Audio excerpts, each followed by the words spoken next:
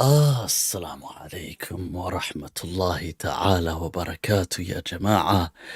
وبسم الله إن الحمد لله وكفاه، والصلاة والسلام على رسوله المصطفى وعلى عباده الذين ارتضى ومن بهداهم اهتدى وبآثار أهل المدينة اقتفى، وبعد، فسلام الله على القوم. Right, مرحبا يا جماعة to another episode of MindTrap. I'm just going to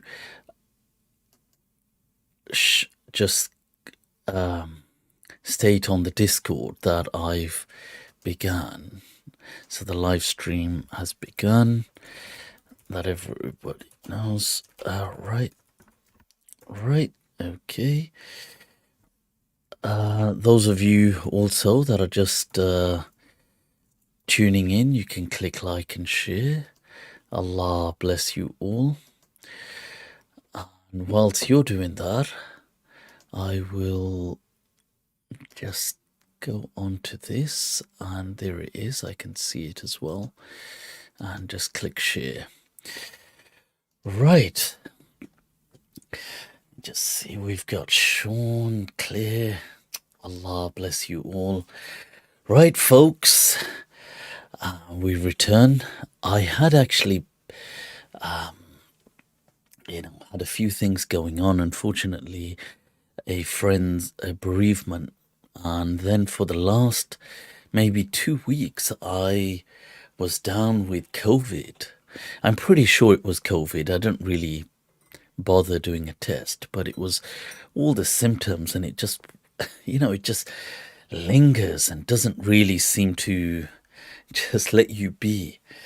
Khair, Allah be praised fi kulli hal. Ameen. Right, I can see Ayub al-Maliki as well. All right, look at a lot of the Europeans here. Speaking of Europe, our guest tonight, hailing from, I was just saying to the Sheikh that, you see, even when I mention the whole of Europe, kam par jata hai yaar, it seems too small compared to his personality. Allahu Akbar.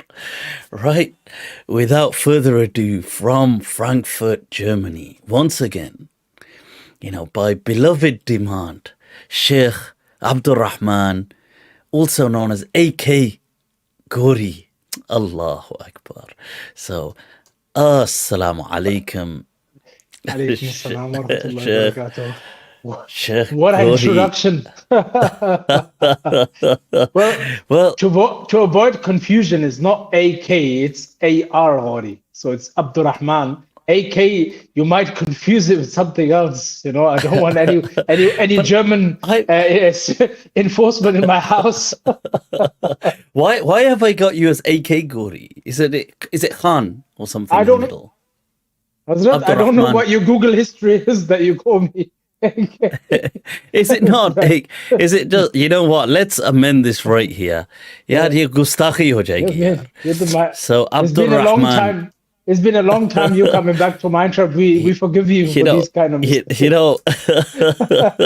Do you do it, you spell it as just straight URR, or is it ULR? AURI? You mean, what do you mean?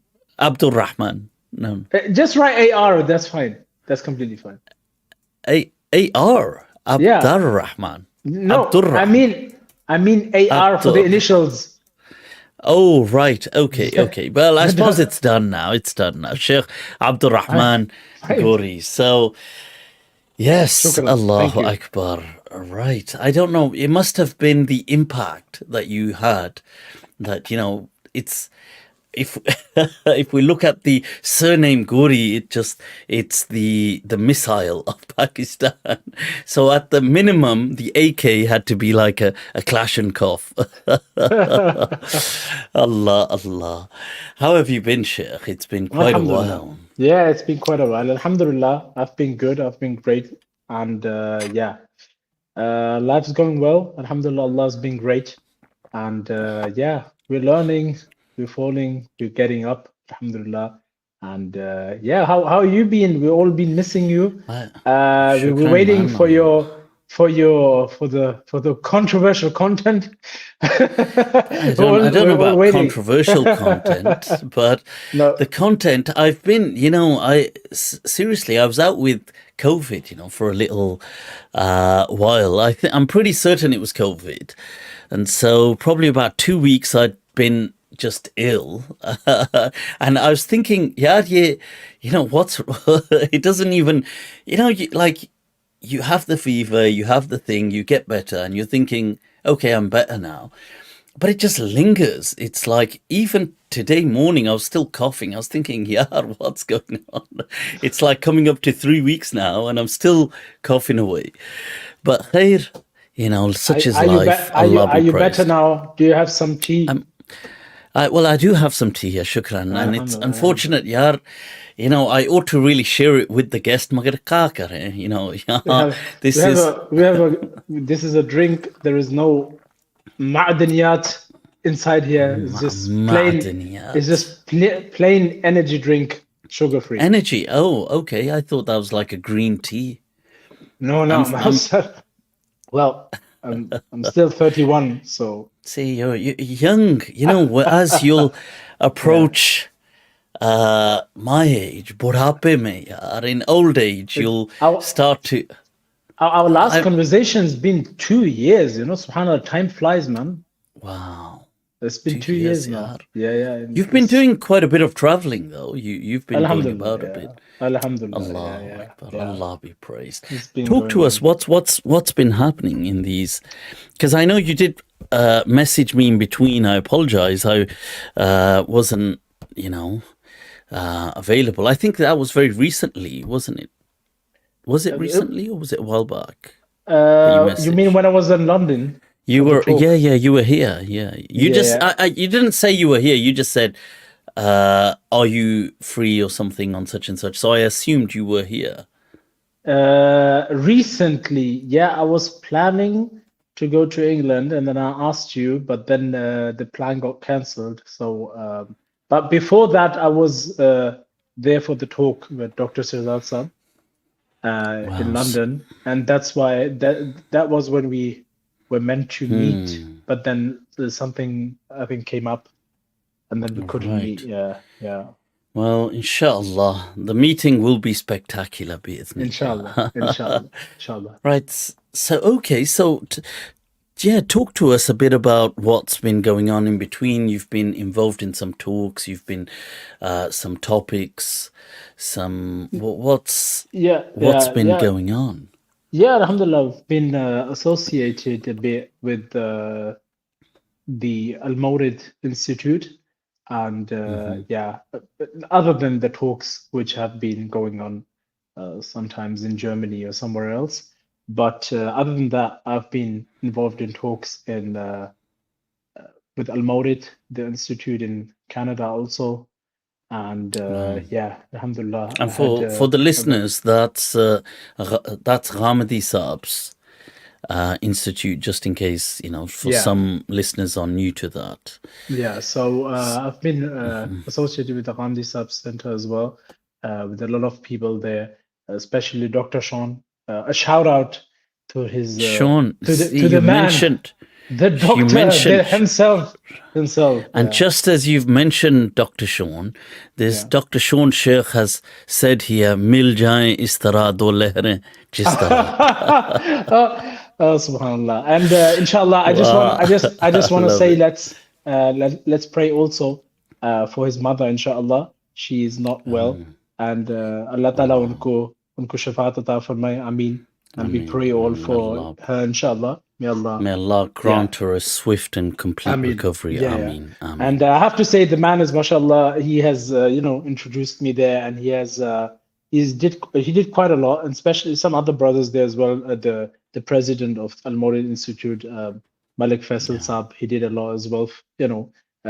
Pushed me a lot, into talks, and We did a lot of talks there as well. Wow. Other And people he's there just as well. messaged that he's actually with his mother right now in hospital. So, Sheikh Sean, I wholeheartedly make dua. Allah bless your mother's health and grant her shifa'an kamilan, ajilan, ameen, wa sihhatan mu'afa. You know, it is truly, you know, mothers, there is a maqam that, you know, it's strange how powerful that maqam is. And, you know, something I would say that, you know, when my mum went through her cancer, and I hope it's nothing as, you know, terrible as that with Sheikh Sean, but for anybody whose mothers are ill out there, that what that journey did to me and did for me, I would say ultimately, it's, you know, words can't describe. And it's so strange that in my case, you know, my mother passing away at the end of her cancer, it was probably about better part of a year. When she passed away, you know, before passing, there's this, you see, we're anticipating it. So we're thinking, look, this, you know this is going to happen. The doctors have told you, they've given you an approximate time frame. You're seeing a physical deterioration. You're seeing a person become weak. And then it gets to a point where it gets really difficult for the person. And you think, well, you know, you don't want them to be suffering. So you're anticipating this is going to happen. And you're making your du'as and you're doing things, but in your mind, like, this is me, I assumed that when she passes, like, how is it going to be? Like, a person envisages something. So I envisaged that, look, it will be tragic, let's say. There will be grief. And I understand it, but I'm glad she's in a better place and she's, you know, peaceful and not in a state of suffering. And then let's say some days, some weeks will go by, and maybe 1-2 months, and then you'll kind of just be on with it, like with life, and you'll be normal, and you would have accepted it as far as, you know, normality goes. Wallahi, it was so I could never have even anticipated what it would be. And I did not expect it to be like that. Like, the way it hit me, I didn't expect it, because I had anticipated this was going to happen. And but it was just a different, you know, grief is a different animal, wallahi. And I only then, for the first time in my life, came in, you know, from that time even till now, came to understand what grief is. And I thought, damn, like, you know, there's never a, like, you'll be normal, and then suddenly there'll just be some kind, like, you'll be overwhelmed. It's not rational, because rationally you'll know that, oh, look, she's in a better place, she's in the akhirah, inshallah, blessed and not in suffering. And so it's not rational, but it's, I don't know, it's like, it's definitely emotional, but it's experiential. It's just something you've got to, I don't know, go through without, it's weird, yaar, kuch samajh mein nahi aata. You'll just, you know, you'll be normal, and then sometimes I'll get thoughts, you know, like, they're not rational thoughts, but I'll feel that, like, I'll think, I mean, and once again, it's not rational. I know rationally it's not like that, but I'll think like I couldn't save her, you know, stuff like that. And it'll just break me down. Like, I'll think that, oh my God, like, I couldn't do it. Like, main bachana hai yaar. And it's like, I couldn't do something. And I'll just sometimes just be in the middle of nothing. I'll just break down. I'll be like, and it's not a rational, like, I understand rationally, nobody can. And ultimately, these things, they teach you a great submission. And it's not to say that, you know, these things are, everybody in life has to go through, like, we go through our own little I mean, we go through our journey with this, we'll experience things along the way. We'll experience our suffering, but we'll observe the world, and you think, well, wow, like what's going on in the world, yeah? Like these, and this is another thing, ये जब यार ये गम लगता है, when you get hit by a tragedy or something, every other grief hurts you. It's like, in Surah Yousef, there's the verses where they keep Benjamin and they come back, the brothers do, and they say, oh, he kept, and Yaqub alayhi salam turns around, وَبْيَضَّتْ عَيْنَاهُ مِنَ الْحُزْنِ, like, and he gets really, some people say whether he loses his sight or not, and he cries out and he says, Ya Asafa, but he cries out ala Yousef, but he cries out about Yousef, but Yousef years ago had disappeared, it wasn't now, so why cry out about Yousef? And I remember reading this years ago in the tafsir, that this is because, every new grief or tragedy or hurt reminds you of, like, it evokes that previous pain, and then you experience it. And now, we see these things, like we see Gaza, what's going on, the kind of, and I know your talk was about this as well. You'd mentioned that, wallahi, these images, we don't, like, I can only speak for myself, I don't even have the courage to look at them. And I do try to like and support and comment because it promotes the pages, because social media does a shadow ban on these pages promoting the Gaza and Palestine cause. So I try to do that, but I can't look at these things, man. And I think, yaar, where does so much hatred come in the hearts of people? Where does it even come from? That how can a people hate people to that extent? There's like bulldozing over people. You think, ya salam. And, yaar, wallahi, I know you did I think a talk or something, or you did an awareness on the whole Gaza thing as well. Was that with Sheikh Shazad Salim? Was it Dr. Shazad Salim? No, with Dr. Shazad Salim, there was another topic in London. Was I think about the the whole relevance, I think, of the Quran in today's time and stuff. But it was an interesting talk as well with Dr. Shazad Salim. Maybe we can talk about that later too. But with Gaza, it was I think with Dr. Sean. And it's been, as you said, Mufti Saab, it's been heartbreaking. It's been more than a year now since Gaza, 7th of October, since it happened. And I think it was Mahdi Hassan who said it very good. He said, they say nothing justifies October the 7th. And he said, but still they justify everything with October the 7th, and that sums it up, that's what the world does. Like, they say nothing justifies October 7th, but they justify everything that you see with October the 7th. And I think there is, what I think also, not in the context of what they claim it to be, lekin I also think that it is true that the world has changed since October the 7th. I do believe that. Not because just of the innocent lives which were lost on October the 7th, and not only because of those civilian deaths, but moreover because since that day, the whole game has changed. This is the first time I believe in life that I don't know when you're saying changed, you're talking about the world's outlook towards the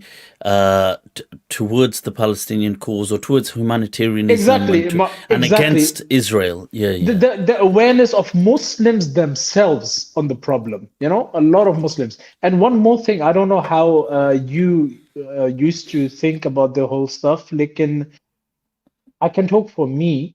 Until October the 7th, I was like, I used to think that social media doesn't have impact. If a Muslim makes a post, that doesn't really save lives or doesn't have impact. But what I saw after 7th of October, I saw that because we are 1.8 billion people, our quantity helps. Yeah. Why? Because if someone puts the fake news out, 10,000 comments of Muslims do make an impact. So what happened is the social media presence of Muslims did help. It helped a lot. 100%. It changed the game, and people because nothing like, else was reporting things. Exactly. It's what was creating the waves. And the rise of figures like Bassam Yousef, someone who rose like from literally nothing to something so big. Again, like I know you have had differences, but again, like Mohammed Hijab also, like the prominence he got just from this cause, is just mind blowing. I actually did enjoy his last interview and performance. I bet you did. I know. I actually did enjoy it. No, sometimes because I'm generally not a proponent of that kind of and that kind of a display, but I felt that this last time a lot of people I saw they disagreed with his kind of display and the approach, and I was reading comments and people what they were sharing in certain groups. But I was actually saying that, and I actually commented on his page as well, that I actually really loved it because it came to a point that is the only that is what that is the only language by which they exactly communicate. And the fact that he kept pinning down Dershowitz on this whole Epstein case, but it's relevant. Like, can you imagine a Muslim saying something? Let's say a Muslim was in Epstein's case or something else, or he's got something else. They would immediately bring it up. I was just watching today. I didn't watch the whole of it, but Bassam, Yousef and Piers Morgan. And Bassam he asks Bassam that, what's your stance on Iran and all these other things and the Houthis, and then Bassam says, well, my lawyers tell me I have to say if I want to be allowed back into America, then I have to call them terrorists. So yeah, sure, they're all terrorists. And he's kind of tongue in cheek trying to be funny, but whilst he's saying it, and and Piers Morgan says, well, no, you don't believe that. And he says, come on. He says, look, and he starts naming figures. And he says, well, look at Scott Rittler. He says, look at him. He got raided by the FBI. So immediately Piers Morgan says, oh, but he's been done as a pedophile. He says, oh, he's been done on some sex offenses or something years ago. So he brings that up straight away to discredit Scott Rittler. But Bassam Yousef says, no, I'm talking about a few months ago, the FBI raided him for speaking about Russia and speaking against Israel, clearly. And then he mentions another British journalist that spoke against Israel, and his house got raided in London. So the moment they get an opportunity, they sling mud. So this Dershowitz, when he's been defending Epstein and all these kind of child sex trafficking cases, and he's been defending him and saying he's proud, then why that I thought that was a brilliant point to bring up. But sorry. Of course. The thing is, that is, like, for example, if you see his Mohammed Hijab, of course, he's not perfect, and he's maybe on a live show, whatever, in that moment. And of course, sometimes you say things in the heat of the moment while cameras are on. Like in the first discussion he had with Piers Morgan, the first one, I can't remember, I don't know if you remember, the first ever he had one-to-one. It was the one-to-one with him in the studio. So he said to him in the beginning, and I remember speaking to maybe Dr. Sean about it, that when he spoke to him, he said, what the controversial Muslim pro-Palestine speaker or something like that. And then he said to him, so why did you introduce me as controversial? And then he said, yeah, you are controversial, right? In the beginning, that was the first sentence he said. And he's like, Okay, so are you? Then recall. told Piers Morgan, so are you. And then he's like, okay. And then he's like, yes, I am controversial. And then he's like, why did you introduce me as pro-Palestine? Why didn't you introduce me as the Oxford graduate? And then Piers Morgan is like, oh, do you want me to introduce you with Oxford graduate? He said, yes, please. So I love that part because what had happened, what he knew that this is the first time the mic. British. Yeah, sorry, the mic's just cutting a bit from you. I think he knew that this is the first time the public is seeing him in a large way. And he knew that the way he introduced him, because he looks a certain way, of course. So he knew that if he doesn't introduce him the way he wants to, people will have an image of him. And that was very clever of him. So he did that to show his bias in the beginning, and he did that in the beginning. And he even, if you look at it, he played the game in the first interview. He even played the game along. Like in the beginning, he said, this was like fresh after Hamas attacked on the 7th of October. And then he said, I want to condemn Hamas for what they did to civilians. And this is not despite my religion, it's because of my religion. He said those words exactly. So his mom was like, okay, let's dive into it. So when he realized after the interview that this is not getting better, that these people, he's still basically, it doesn't matter if you say that or don't say that, they will still treat you the same. Might as well just go all out. Yeah, exactly. So I think, as you said the last time, it was right. Yeah, just to agree with you on this last point. What you said is completely right. In the last interview, they needed this nasty treatment of him condemning all this and all that. And I don't know if did you see the low-key interview? Sorry, your mic is getting quite everything's, it just seems to be cutting out quite a bit, intermittence here. Okay, I mean, sure, let me just try to, I'm just going to try to see if I can click refresh here, if that hopefully helps. But so, what are your thoughts on right now, this whole thing? You've got, you've got this whole Middle East kind of scenario playing out, and it could play out very dangerously. We just don't know. It's very volatile. I mean, you've had what I feel personally that in awe of how Iran had handled the whole situation, and then with Israel trying to retaliate, they tried to retaliate with Yahya Sinwar, and even that really backfired so badly for them, because really you see Yahya Sinwar being martyred on the battlefield in a way, not hiding behind children, not kind of like, in any deep tunnels underground or in hospitals or in any of these ludicrous claims, rather facing the army, the IDF and drones right till his dying breath. So this backfired. Now, the situation is so volatile. Israel is bombarding Lebanon. It's trying to, and the situation's getting out of hand, clearly, with Lebanon, what it's doing. Iran is on standby. The pressure's being ranked up internally around the Middle East.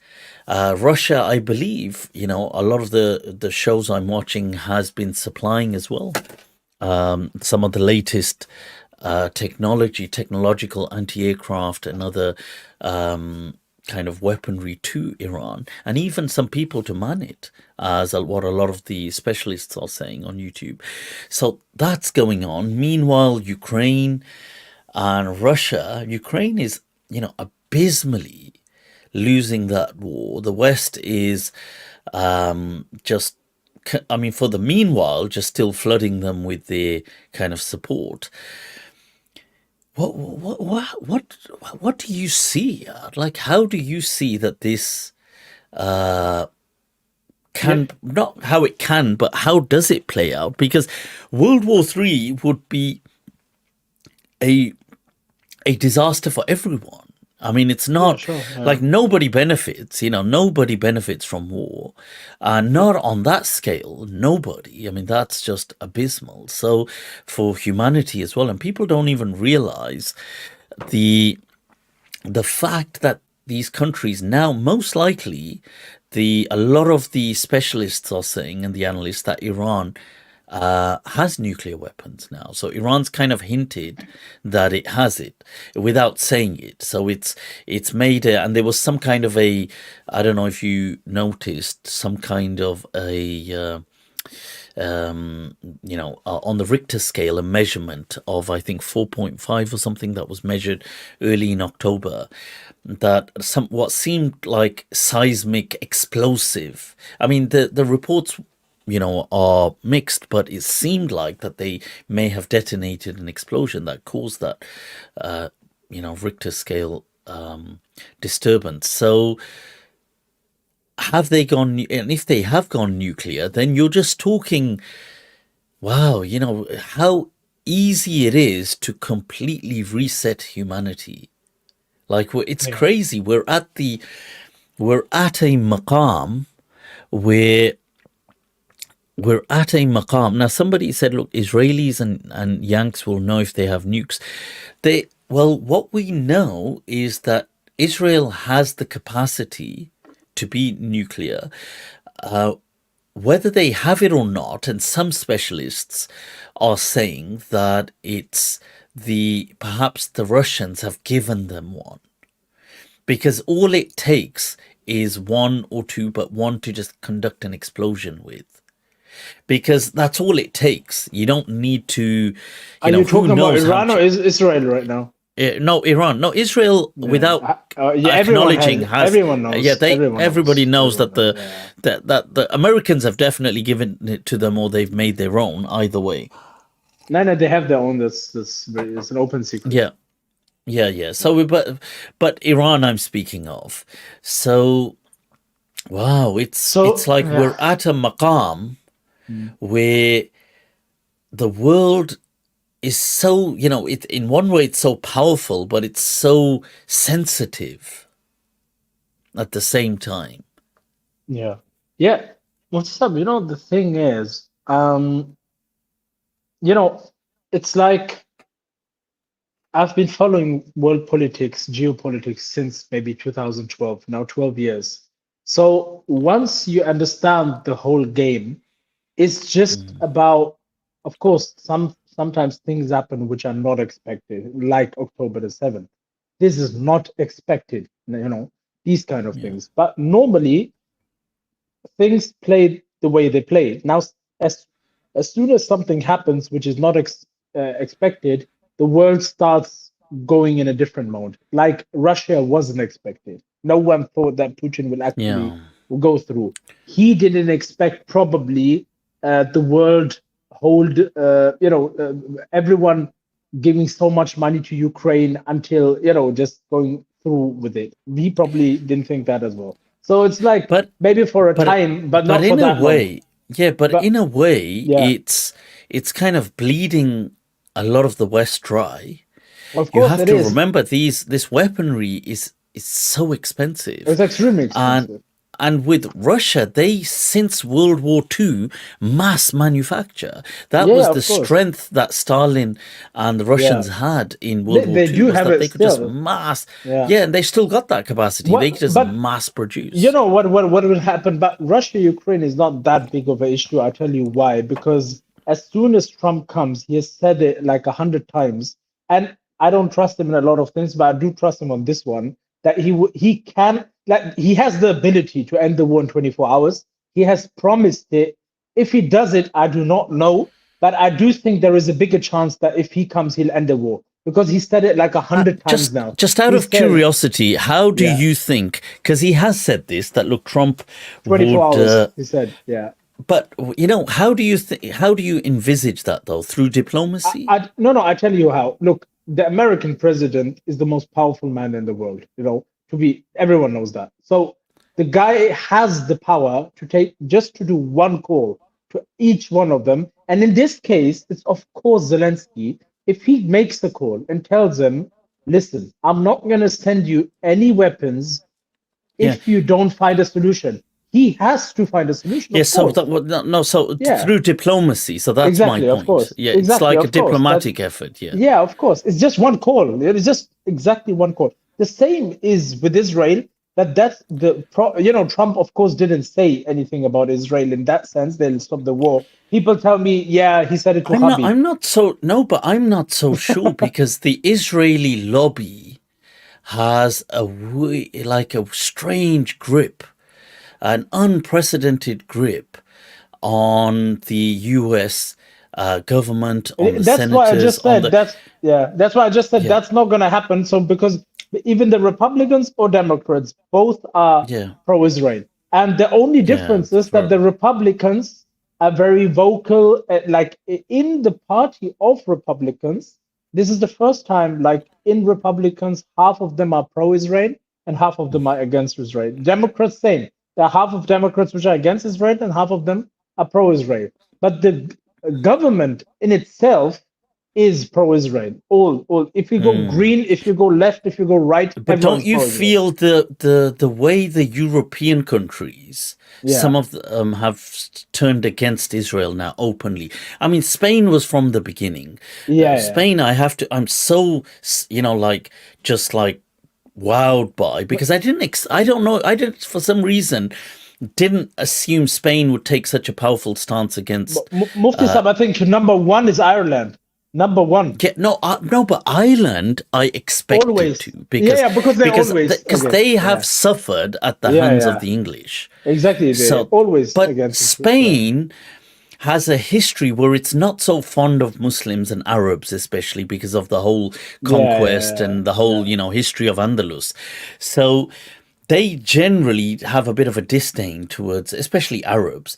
Now, for them to be one of the most vocal, and some of their celebrities and actors, so publicly speaking. I mean, you've had Ireland, you've had Spain, you've had Norway, you've had now France. Macron. I didn't expect him to be coming out with all of this, to be honest, because he's such a I don't know whether he's a fascist or what is he, but he's definitely not sympathetic to Muslim. Forget him. We don't even know what his wife is. Yeah, but I mean, just being, just where politics and integrity is. Look, they are so racist against Muslims within France. Look how they treat the attitudes towards the hijab, how they persecute women for doing that, how they just so the way they've been so extortionate of Africa as a whole. But I don't know. I mean, is it insania? Is it that they've just can't, it got to a point that how many innocent babies, I mean, every baby is innocent, but how many are you going to see being killed? No, Mufti Saab, this is all a game. Look, this is all a game. At the end of the day, France has the biggest Muslim community in Europe. Okay, over 6 million Muslims live officially in France, probably more with the whole refugees. Okay, now the next part is Macron knows that he just won like this against Le Pen. Le Pen is the right wing, extreme right wing. She wants Muslim bans and all that, okay? So he knows his strength. He just won because of Muslims. He knows that. So him talking about Muslim, he is that far away of being against, of Muslims turning him against him. So he needs to do these things to be in power. It's all a game. If you look so somebody has said as well, that you see, somebody said that Macron move was political. Exactly. People forget when Iran was kidnapping French abroad, bombing parts. But do you not think there is a bit as well that they are thinking that is there not a bit of insania as well? No, there is no insania. There's absolutely no insania in that. No, I don't mean I think these people. No, I'm not trying to defend these people because I have lost all faith in that kind of, in that version of Europe that once was that we champion human rights. That said, I do feel that even those people who hate Muslims, who are racist, fascist, against Islam. They can't stand Arabs. They can't stand Palestinians. The things that social media have been sharing, I think even, Fir'aun would struggle to not have his heart melted or broken. But this is why it surprises, the people that still so, when you see a person on an IV drip on fire burning, is there's some conscience inside you that thinks, what the... Mufti Saab, that's the thing. Look, I live in Germany, you know that, and Germany is the most pro-Israel country in this conflict right now. I think Al Jazeera did a documentary about the most pro-Israel country in the world right now. It's, I think, Germany and the United States, So it's US clearly. I didn't realize Germany was, but okay, US obviously. Of course. Then, and the whole conflict, I don't know if you saw in the statistics, the most arrests, I think, for pro-Palestine demonstrations was in Germany. Because there were demonstrations banned in Germany. The pro-Palestine normal demonstrations were banned in Germany. Can you believe that? Wow. In London, there were 350,000 people marching for Palestine, and in Germany, it was banned. It was banned. A lot of demonstrations were just banned because these people have a dirty history. So these people need to. Can you believe there's one guy? He's a philosopher. I'll just give you an example. He's a very prominent figure in Germany. His name is Precht. So Precht is a young philosopher. Why does your thing keep?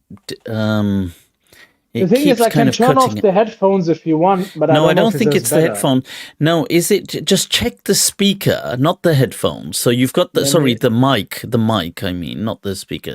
So just check what your input mic is. Is it better now? Is it better now? So sure, if you've changed it, let's try that. Let's just see, because first it says microphone volume. Shall I put it? No, it wasn't the volume. It was the fact that it kept getting interrupted. It was going in and out, intermittent. So it maybe if it gives you two microphone options, select the other one and let's see. Is it better now? Oh no, we've lost. No, we lost. It's better. Is it better now? Sure, let's try that. Let's just try the alternative, and if it doesn't work, it doesn't work. Okay, it doesn't. If it doesn't work, we'll just put out the camera. Oh right, actually,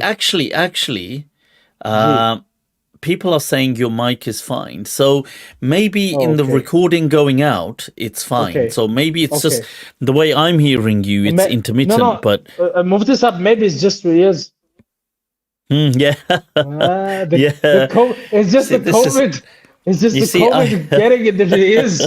The loss of hearing as well. Maybe Mufti Saab, let me just ask for the audience, what was in that tea? Tell us what was in that tea. Well, there were no mushrooms in this tea. Talk about psychedelics now. Well, I tell you what, let's change, we'll move on to your other thing, but as we do, we make dua that Allah grant ease and victory and peace to the people of Gaza and Palestine. Wa nasrun min Allahi wa fathun qareeb. Ameen. Right. Yeah. So Shaykh AbdurRahman ji, I hear that yaar badi halchal ho rahi hai, that you are causing shockwaves yourself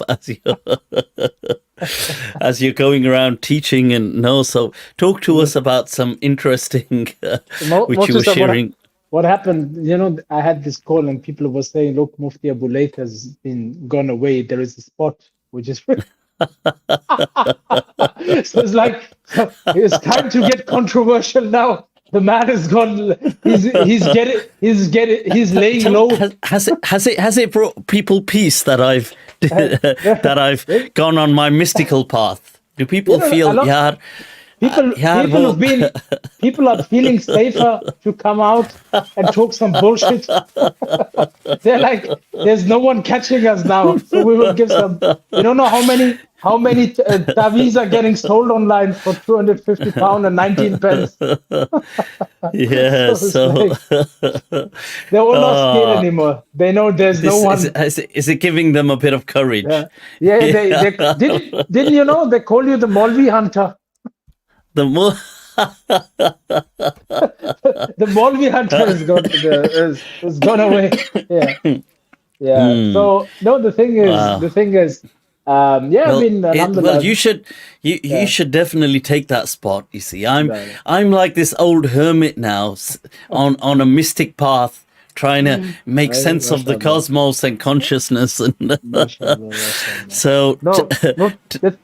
The thing is, Mufti Saab, you've been you. I think a lot of people probably still watch your old videos, and you've been, I guess, an yeah, people do inspiration watch for a them. lot of people. Yeah, a lot of Yeah, inspiration for a lot of people out there. You know, for me, I told other people as well that it was refreshing to see someone having the same opinions, and of course, I learned a lot from you as well. A lot of your dalail and stuff, the way you presented them. Uh, Keeping the jokes apart. But yeah, I like that one. All those that the way you just presented everything, and it was refreshing for me to see that someone else has those opinions as well. So now I think people are. It was just a lot of people have just this. You basically gave them the push, and now they know how to. I guess, ask about Dalai and to understand there are different opinions. And, of course, people are yeah, still, the that's mass good. still needs someone who gives them something on the platter. They need someone who tells them, okay, this is halal, this is wrong, this is that. And isme ye ikhtilaf hai, and that chain is strong, that chain is weak. They need people like that, and that is important. Yeah, But again, I've traveled a lot, as you said, and I mean, I met. yeah, Yeah, these issues and masail.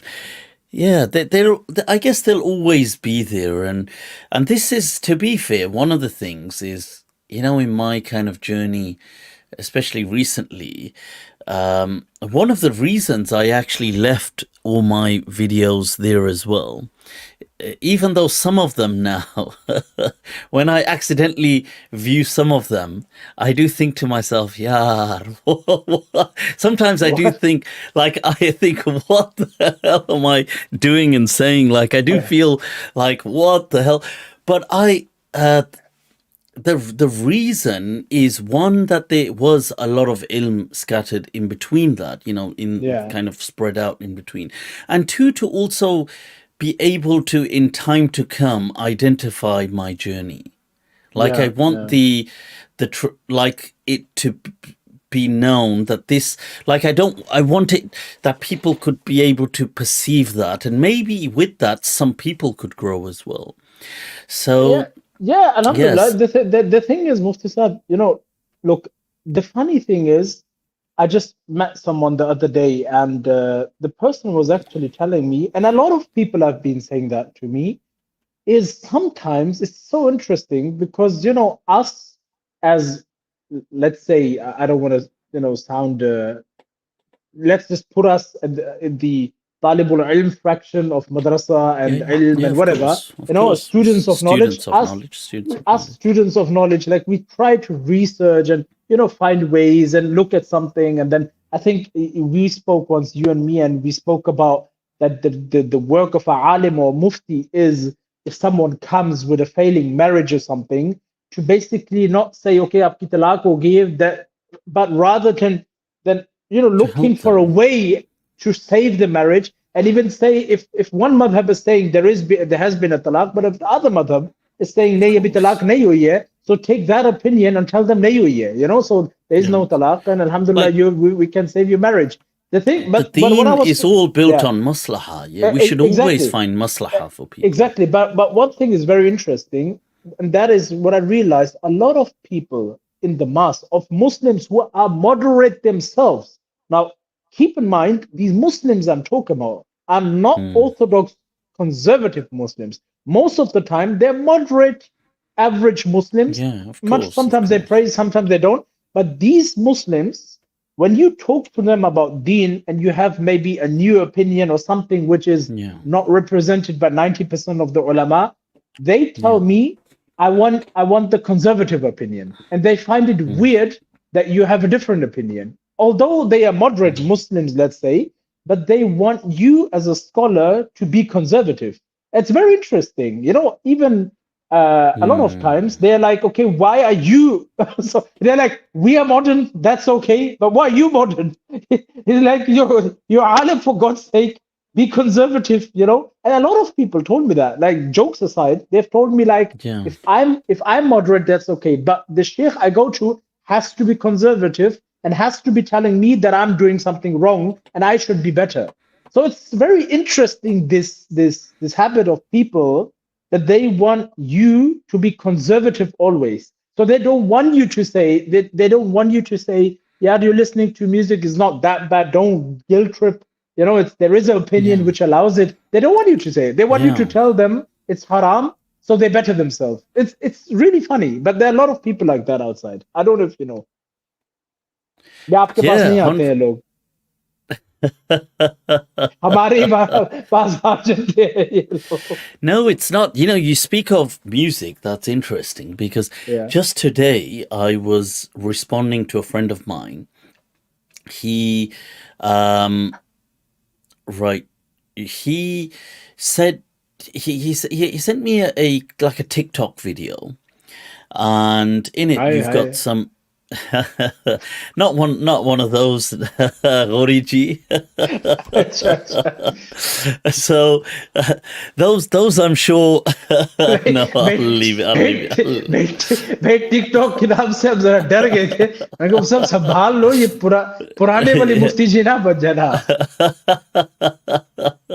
So he sent me this of some dawah kind of speech, and I take it they're both Salafis. Yeah. And how do you so know? One of them. So, I mean, one, I guess I'm guessing, but they looked in, and I'm pretty sure I've recognized one of them, although I don't know his name, but I've seen some videos of his. So the person speaking is saying that, look, music is haram and it's cursed. And the Prophet said, Sawtani mal'unani, that two voices or sounds are cursed. And then he said, you know, one curse, one that rings the bell, and one at the time of sadness, and one that rings blows into an instrument at the time of happiness or something. And then like this, he reads another hadith. He goes that the Prophet said that there will be molten lead poured into people's ears who listen to music. So the other person is saying, oh, you know, wow, oh, whoa, like he's obviously absorbing it all, and they're saying, you know, they're saying that astaghfirullah. So this is, you know, music is so haram. You know, these are the words of the Prophet sallallahu alaihi wasallam. Now, this friend sent me this video, and he said, look, you know, I do listen to music, or I play it in the background, and he's in retail, so they play at their shop, and he said, I didn't realize, you know, is this the case? So it's an interesting. So I kind of responded to him by saying, look, well, in music, you're going to have all the opinions you can imagine within the Sharia. You're going to have some people who say it's categorically haram, and on the other side where there's nothing. And you'll get some people who just say it'll be discouraged, for example. And you'll get this kind of spectrum. But I said that, now, look, considering Salafiyah, like let's say you take Salafiyah, not trying to, you know, let's just take them at their integral profile, that they are a people who at least claim to openly uphold the Quran wa Sunnah. You know, this is the magnificent claim. All Muslims do this, but the Salafiyah kind of claim a monopoly on it. But so let's, why not, you see, why not some honesty and integrity in this ruling? Exactly. Like, let's just be honest. Like, if the Salafi or any alim, you know, you could take other groups, they don't have to be Salafi, but that are hardline. They take quite da'if hadith in that. No, so if they were to be honest, like let's say they're to say, we believe this is haram, but there is not a single verse in the Quran that explicitly ever addresses music. And there is no Sahih, not even one Sahih, Sarih Hadith that prohibits music. There are many Hadith, but they are weak or have some weakness in them. Or have some weakness in them. Now, or there are some Hadith that are not clear, they're vague, and they may be Sahih. So there is no clear-cut addressing music directly Hadith that is clear from criticism at all. Now, they would never, like, if maybe academically speaking, they would have to acknowledge that, but they would never address it like that. Because the moment you address it like that, it's just, you know, it's a spider's web. Like, it's so weak what you've built your argument. Because if I say, look, this is such an important matter, but Allah never mentioned it once in the Quran, and there's not a single clear, you know, unequivocal, authentic hadith from the Prophet where he condemned music. There's not even one that is unequivocal. So it must mention music specifically, not an interpretation. So they have a hadith in Bukhari which is using the word entertainment. Now they say entertainment here means music. But it doesn't have to mean music. It could mean naked dancing. It could mean all kinds of things that the Jahiliyyah Arab used to do. So, but so clear, unequivocal, where it uses the word music. Not one authentic unequivocal hadith like that, and not a clear verse of the Quran at all ever addresses music. So, you know, but yet, let's be honest, it is so, you wouldn't need any evidence to say music is haram to the awam, because the reason being that the general ontology, the kind of psychological fabric of which religion is made to the masses, it is made of certain, built upon certain axioms. You know, this is, you know, there's that famous Gödel's incompleteness theorem, which is that mathematics and all these things, even though it is, you know, mathematics is, you know, it's solid and concrete and, you know, arguably one of the most concretized things that people would all agree on. You wouldn't disagree on mathematics, generally speaking. Yet, when Gödel highlighted that it is built upon axioms that itself cannot be proven. So when you see, so religion is the same, that people have an understanding before they come to learn about the deen. So most people already, let's say they don't know much about Islam or any religion, but they have this ontology. So if you ask them, what do you think religion is about? So everybody will say it's about worship. Even if they don't know how to worship, but they'll know it's about worship. People will say it's about sacrifice, because religions usually are about sacrificing. They will say it's about devotion. Now, these things are fine, but amidst these things, they will have one building block, that is that it is anti-entertainment. See, most people inherently believe religion with a capital R is always anti-entertainment, regardless of what entertainment, what religion, what it is built on this building block. Now, because of that ontology, the moment somebody comes and says music is haram, it fits on that foundation. Therefore, regardless of the evidence being present or absent, I accept it. Yeah, but it's for you to prove the opposite. It's much an harder upstream battle, because people have not been, you know, their ontology of religion doesn't work that way. No, I think that's a very interesting perspective, mashallah, which you just raised, mashallah, very nice. But also because the narrative of the ulama since 1,000 years, or maybe since they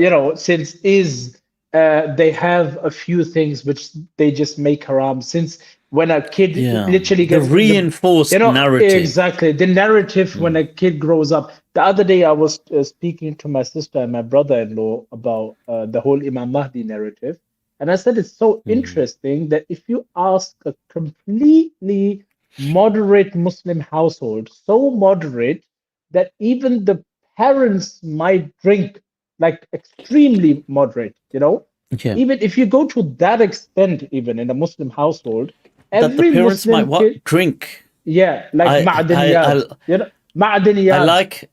I like this Have you heard definition that word? of Have you moderate. have you heard that word before?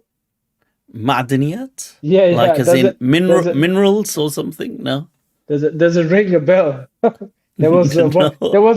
There was a naughty Mufti. I mean, not you, Mufti Abdul Qawi, of course. Not you. Please do not. Yeah, okay. Please, No. What is Mufti Abdul Qawi from Pakistan? Yeah. No, Everybody knows Mufti Abdul he's known Qawi. for Yeah. some weird scandals, and He is. Yeah.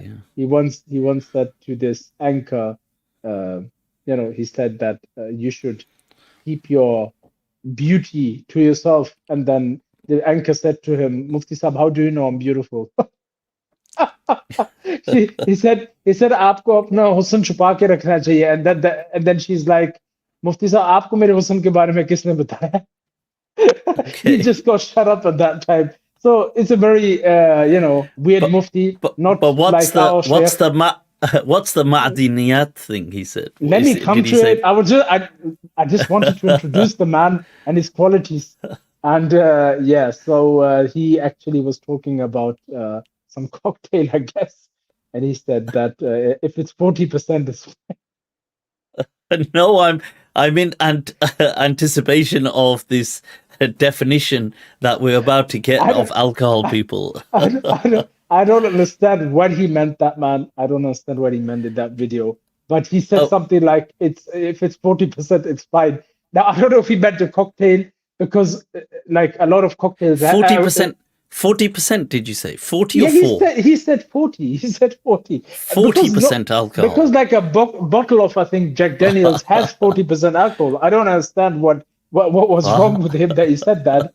And the guy was like, acha, acha. The interview was like, acha, acha. So he's saying the spirits are from the Ma'daniyat. Is that what he's saying? He said, okay. Yeah. He I think that word, I don't know where he got that from, Nurul Izzah or something. He probably has it from there. That's a fiqh book, by the way. That's a Hanafi fiqh book. It doesn't mention anything like that about alcohol, just for the record. So what was the Mahdi comment thing? Yeah, so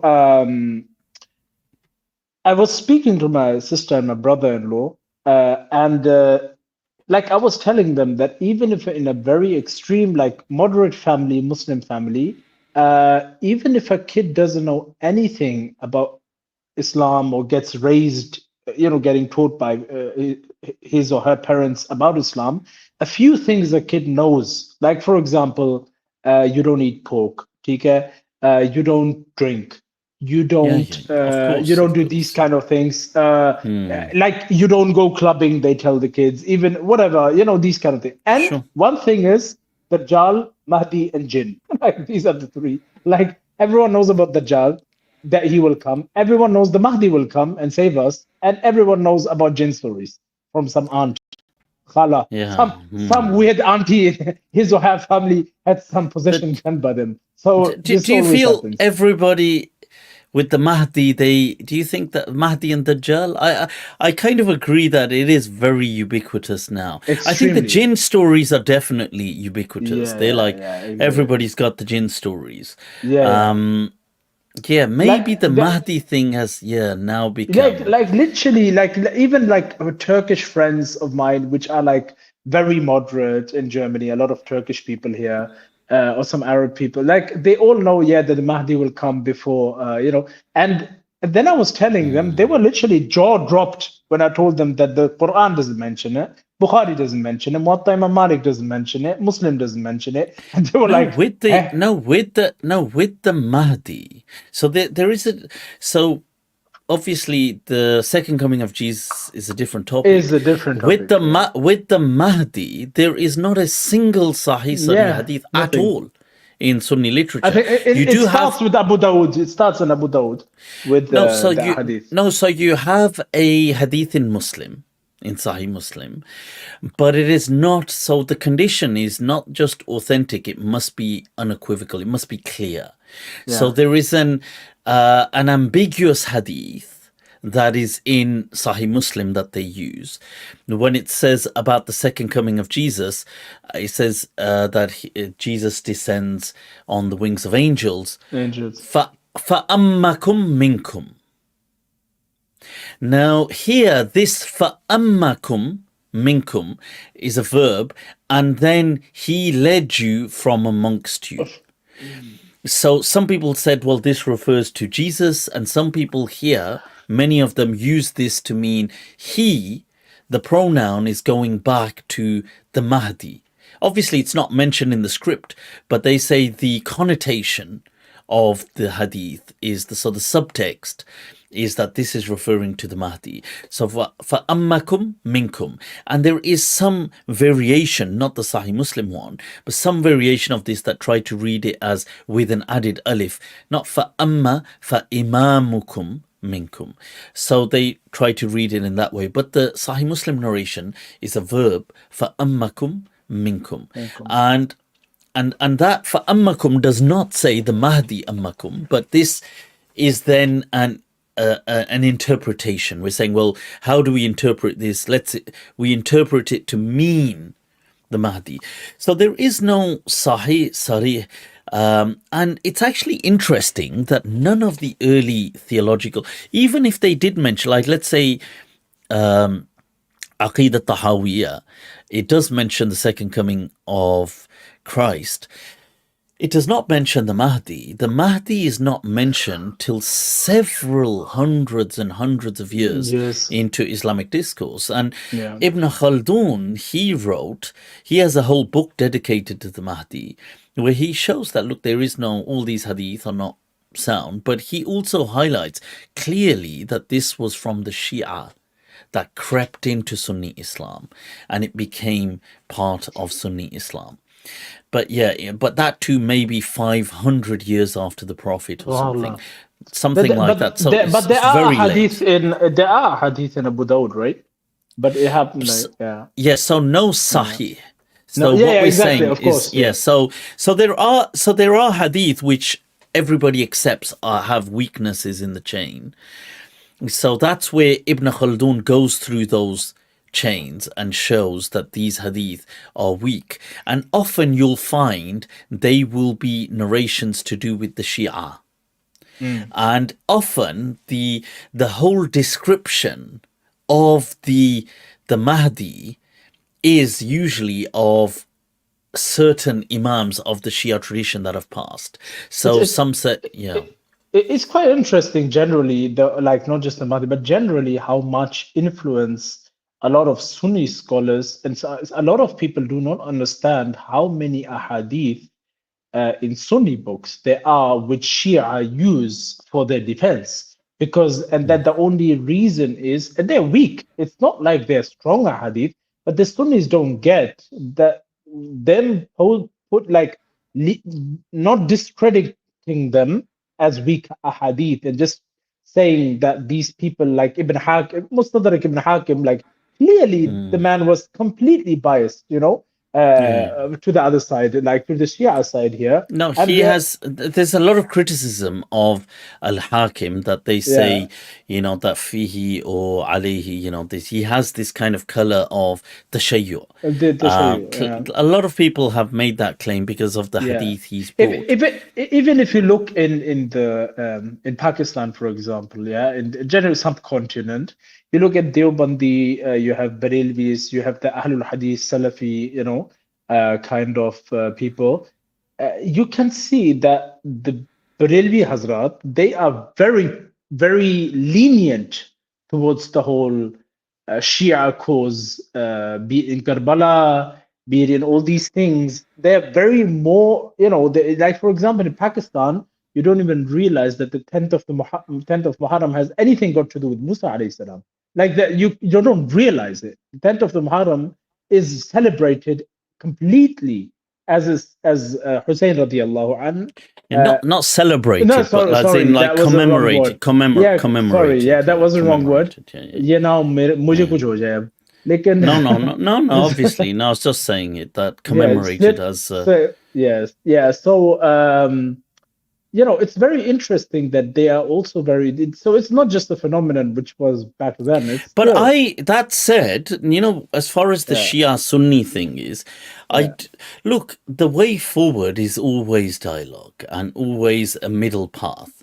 It is always, because when people are here, they're here now. Like whether you disagree, we don't disagree, whether, but they're here to stay. So the way forward is by saying, look, okay, but we have so many things we do agree on.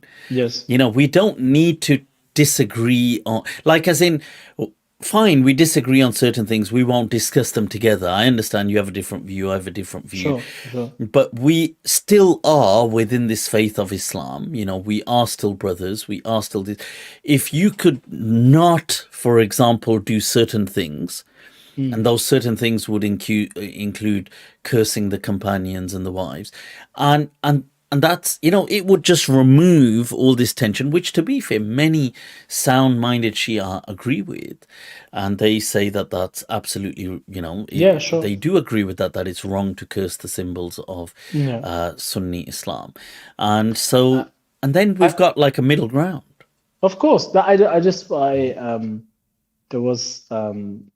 there was someone who literally has a bridge between so many people is, for example, someone like Ghamidi Saab. Ghamidi Saab's work is amazing. Mashallah. I met him recently. I don't know if I told you.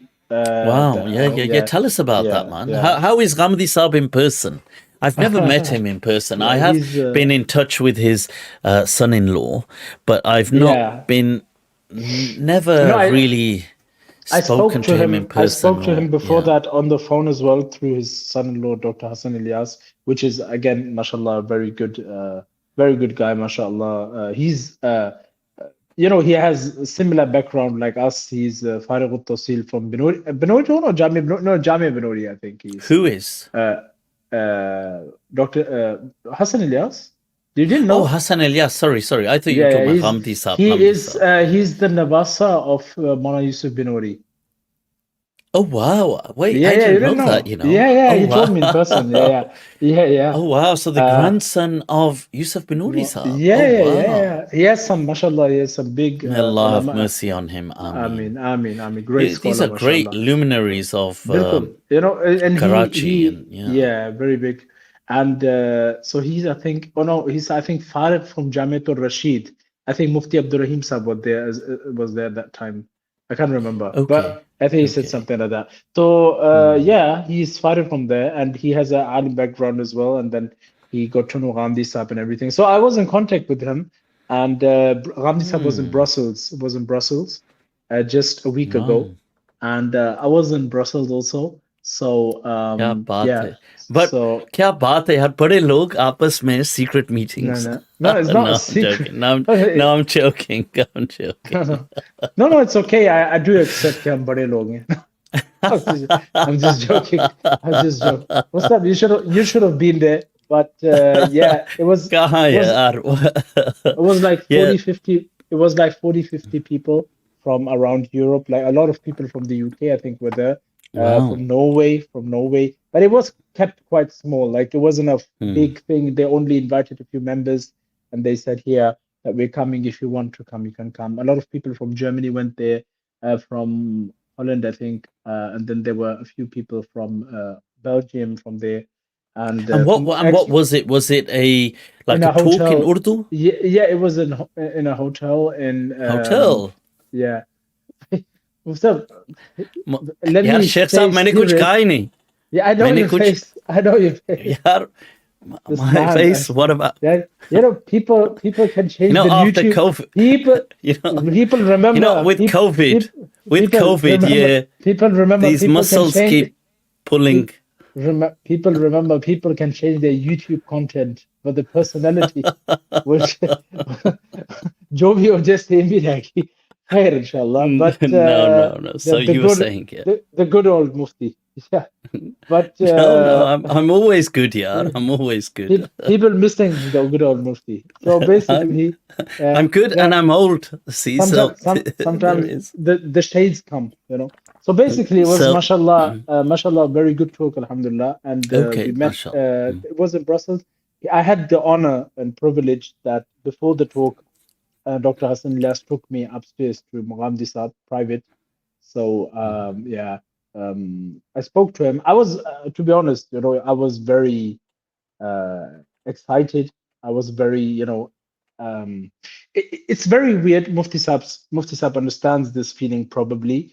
You know, when you grow up and you are I did hifz, I learned the Quran by heart in a mosque, and then you have this very conservative teacher, and then you go to a madrasa, a Darul Ulum, you know, a very conservative kind of Islamic institute, and Yeah, you yeah. learn Islam from there, like really like from the like literally sit on the floor for years and in tashahhud position, and it's very different than a university. And Of course, you of see, and course. your teachers, you have a certain Some, respect for them. You have a yeah, very, they were and this some of is the best years of my life, you know. listen, and Honestly, these are, and you know, yeah. I thank Allah, although we have Mufti Saab as well has different opinions now from the things that we might got taught in some things, but the respect you learn from ulama, from asatiza, Of course, I yeah. have that. And Ghamidi Saab was the only one in my life, of course, yours truly, the one who's sitting across me as well, that Ghamidi Saab, because he's older, you know, Of course, no, Mufti Saab is younger than me. So I'm, Ghamidi Saab is yeah, the only one who I'd never met face to face, you know, who I still consider as a ustad, spiritual ustad of maybe, course, but yeah. No, ustad, yeah. yeah, So definitely what consider him one of my teachers. yeah, Yeah. when I saw Ghamidi Saab, meri kaifiyat, I can't tell you. You know, you understand Mufti Saab ke insan. Yeah. You're like he's and then another thing for the audience to understand. I always give this example to people who don't understand Ghamidi Saab. I always say, look, for you, he's just another scholar. But imagine you watching Premier League and you're like, okay, this is all like professional football, nice. These are all Premier League footballers. But imagine you being in the Premier League yourself and you play professional football, and there's and then Messi or Ronaldo comes on the field.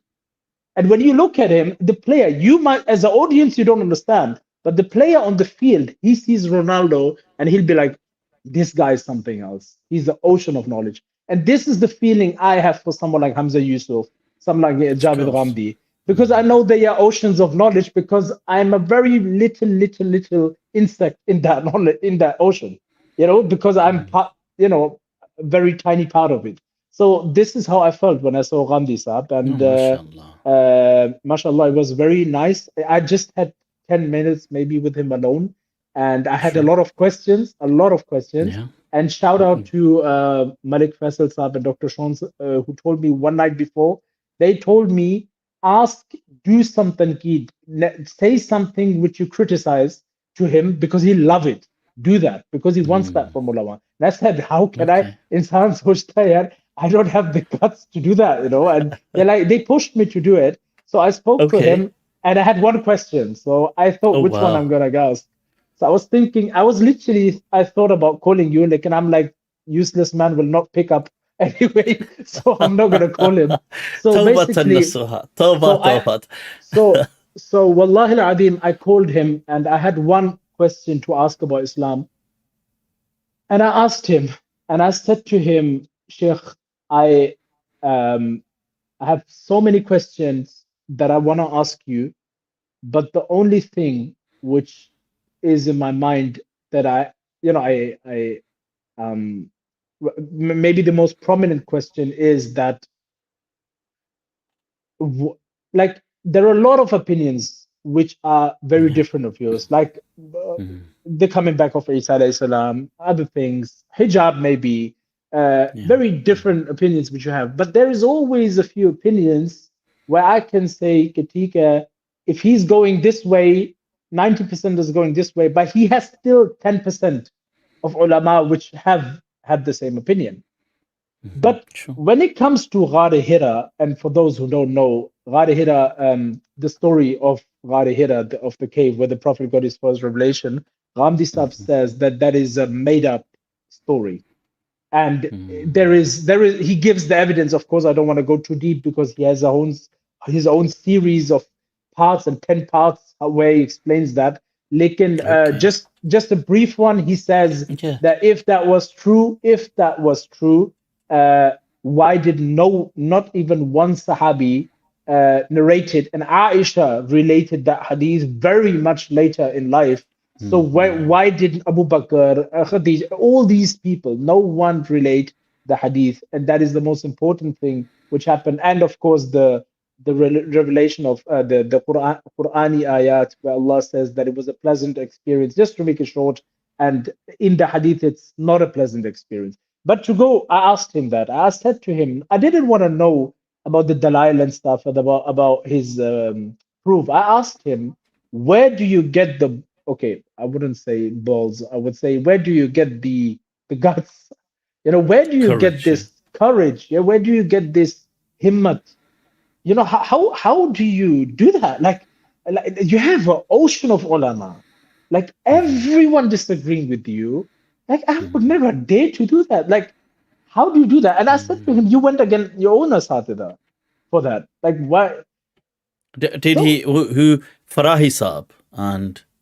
Yeah, he went. Islai Saab wasn't that. I think that wasn't his opinion as well. No, Hamiduddin Farahi? Did he go against him as well? Like in this Ghar Hira, is he absolutely isolated? I think he's absolutely. I don't think Amin Ahmed Islai said that. I like if I'm wrong, please correct me if someone in the audience knows. But I think I said that to him. Okay, even your own asatida were against that. So he didn't tell me, it wasn't like that. He agreed with me in that moment. But if I'm wrong, I don't want to. So sure, no, that's fine. I said that to him. I said, you went against your own asatida. How do you, And he said to me, that if you look at Mallah, and his speaking style is just so soft, it's just the man was just. I mean, he's so.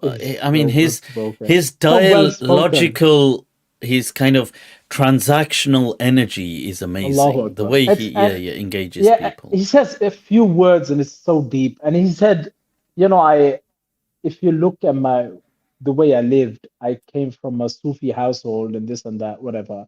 And he said that for me, finding God was my own journey. So I found God. And when I found God, I said, okay, I found him myself. So when I found him myself, I had to please myself. And he said the ayah of the Quran, where Allah says, Kuntum takhtanuna anfusakum. Where he says to that group of people that even when they did wrong in an interpretation, he said, you did with your khiyana, with your own nafs, And he said that here Allah clearly in his interpretation is saying that even if you believe in something 100%, even if it's wrong, you should believe in it. Because otherwise you're doing khiyana, you're not doing justice to the believing in yourself. So what's that? Even if it's wrong, you should believe or you shouldn't believe? Sorry. You should believe because you believe is right. Like for example, I believe I believe doing something is right. Okay. Now you come and tell me it's wrong. Now I shouldn't, even if let's say you are right and I'm wrong, but I should still not do khiyana with my nafs because at the end of the day, I believe is right. That's so what go he was with where the heart leads you, as in whatever you understand to be true, even whether objective truth or not is met. Obviously, you don't know. You only go by your own measure. Because you believe Islam is the real truth, that's the only day you actually become Muslim, right? Because if you don't believe it and just do it because you're still not Muslim in a way, because the heart is the main thing. So this is what he was trying to say. So Islam is what he was trying. So he said, when I came to Islam led me into that direction. So when these questions don't even come into my mind, Otherwise, I would not have taken the routes I took in life. So he said that, and in the discussion later when we were in front of other people, this was in private. So in front of other people, again, he proved himself. There were a few people who asked very hard, like sometimes disrespectful questions, weird questions. You know, there was one guy who stood up and he said, one guy was really funny. Mufti Saab, I swear down, I was thinking about you at that moment because I was like, if this guy was next to me, he would have been at the floor. Like literally, you would have died of laughing. Allahu Akbar. The guy said, Mufti, he got up and he's like, Ghamidi Saab, आप सिर्फ हमारे दिल में नहीं है, आप हमारे घर में भी हैं, और आप हमारे सिर्फ घर में नहीं है, आप हमारे बेडरूम में भी हैं. Okay. I swear down, I was like, did he? And everyone was like, did he just say that? And Ghamidi Saab had this same tune because what he was trying to say, you're part of our life, probably. That was what he was trying to say, yeah. But I think he was just, his words were a bit weird the way he used it. So there was one guy. Why was he saying that you're in my bedroom too? What's the? Why did you translate this now? Why would you do that? Does he mean because I watch you on the TV? No, I'm genuinely trying to understand. Yeah, he probably said you're part of our life, you know. Oh, like okay, as in I watch you everywhere. I even watch you in the bedroom, kind of thing. Yeah, that's what he's.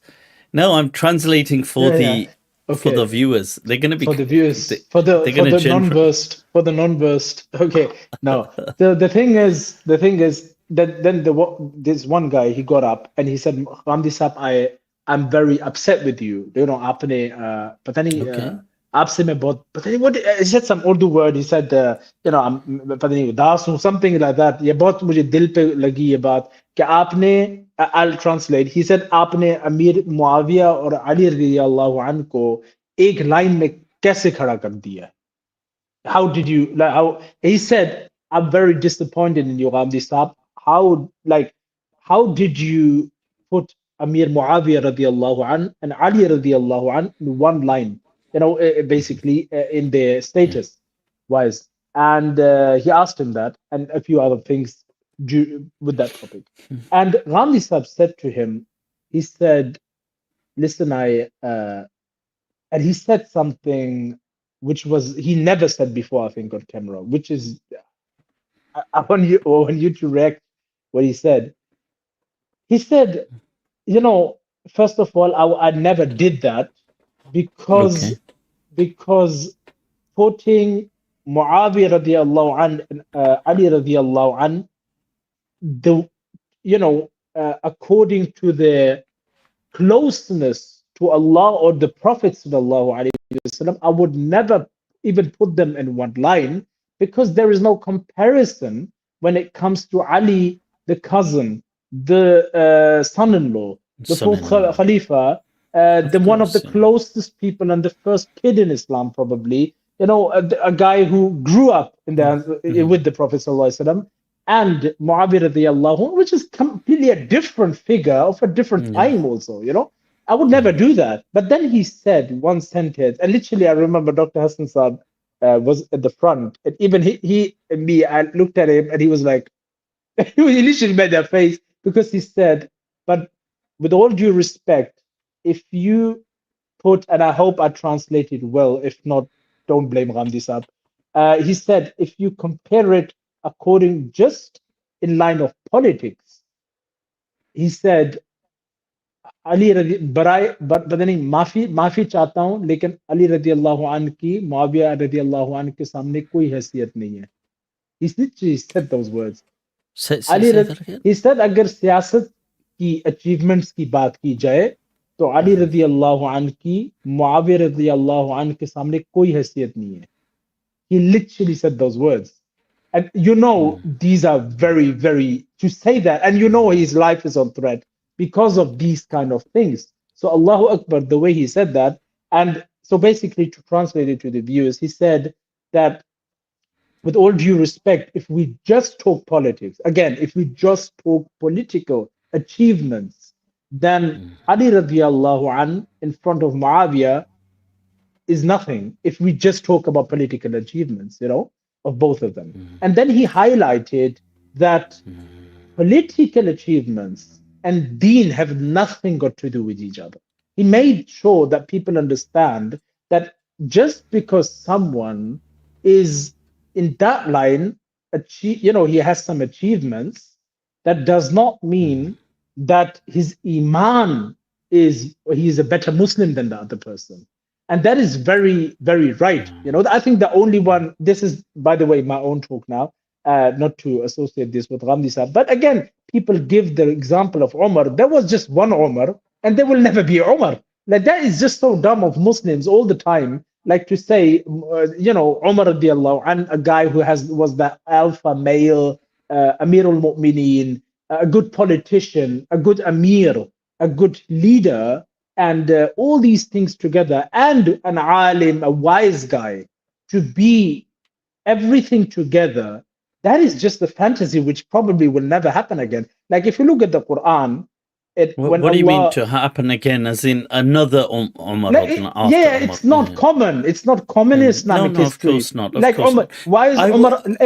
One second, just give me 1 second. Why is Umar Abdul Aziz so well? Like, after a long time, why is there a figure like Umar Abdul Aziz? These people don't just. Why is Salahuddin Ayyubi? So these people don't just come overnight. Like, if you look at the Quran, even I don't know if you agree with that, but when Allah talks about people and Anbiya and their special qualities, if you look at the ayat of Yousef alayhi salam, where he says, وَلَمَّا بَلَغَ أَشُدَّهُ آتَيْنَاهُ حُكْمًا وَعِلْمًا. So he mentions the special quality of Yousef, of having knowledge and being able to govern, to do these kind of things. So this is not something common with every leader has. But I would just, you see, I would say that I think that statement is unfair.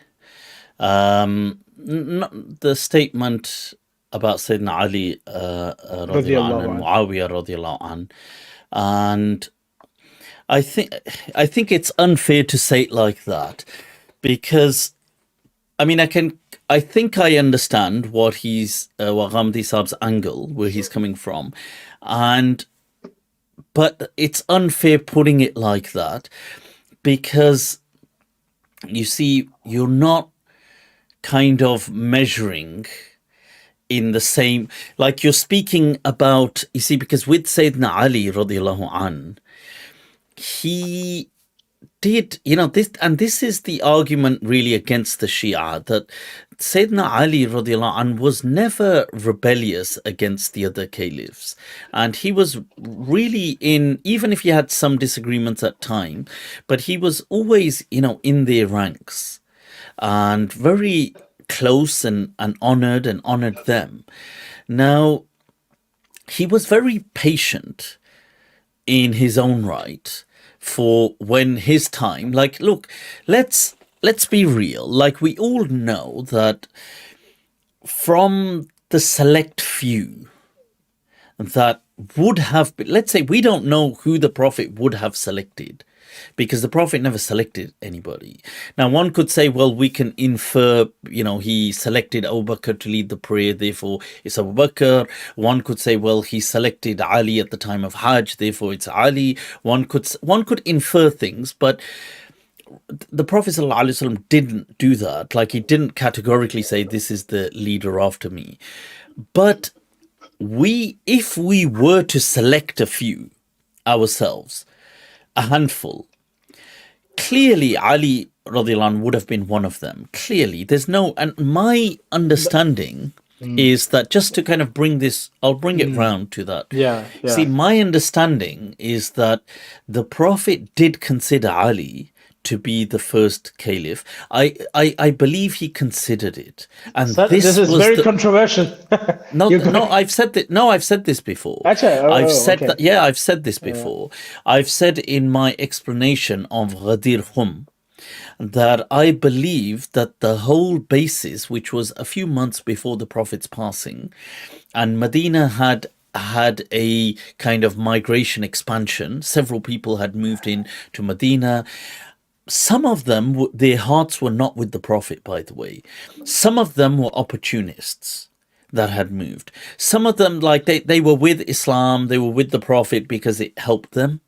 Some people, they may have even been hidden hypocrites, because keeping in mind, just after Ghazwa Tabuk, which is not so long, if you counting the months before the Prophet passes, and its relation to the Hajj and the Prophet's passing, there is an assassination attempt on the life of the Prophet. When they go up the Aqaba, sallallahu alaihi wasallam, and it's known as the Waqa'atul Aqaba, and the 12 people that go up. So the Prophets decide when they're coming back from Ghazwat Tabuk to the Romans didn't show up, and so the Prophet's army comes back, and as they approaching Medina, there's this valley known as the with a kind of rise over it, Aqaba, and the Prophet says, because there's large numbers, you guys go, take that path through the valley, I will go over. Now he's just going over with Ammar ibn Yasir, and he's going over with Hudayfa ibn al-Yaman. That's it. As he goes over, about give or take 12 people, like they hear a rustling and a noise, and the Prophet says that watch out. So they look, and these 12 people come charging, but because they're prepared, they move to the side and they're ready. So the 12 people that come charging on their camels, and I think some may have had horses, they just kind of miss them, skirmish past and shoot down, but they've got their faces covered. So the Prophet says in the famous, and this is in Sahih Muslim and other books as well, the Prophet says, he says, did you recognize them, Ammar? And Ammar says, no, but I recognize the camels.